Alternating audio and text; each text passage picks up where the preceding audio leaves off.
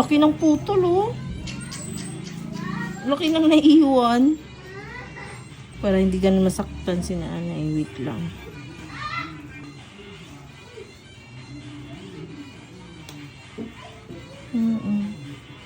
Parang barado po siya dito.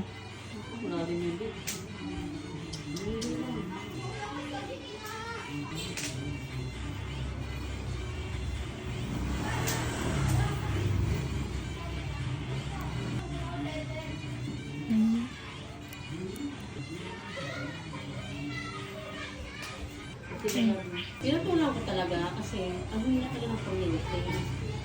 One time kasi, una, pinausap ko na siya, buwan sa, hindi, number, yung bayad mo nga doon, i-down mo na lang doon sa kakalitan mo, na yun.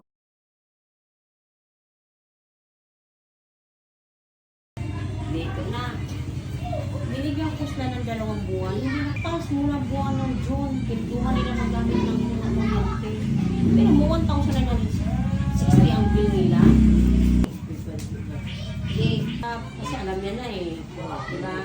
Ang sabi niya kayo, tulin siya agad, diba? Nag-ante lang ako sa kanya, nakausapin niya ako. Hanggang Wednesday, kung kausap ko, babayaran niya ba ako? Ano? Sabihin niya ba na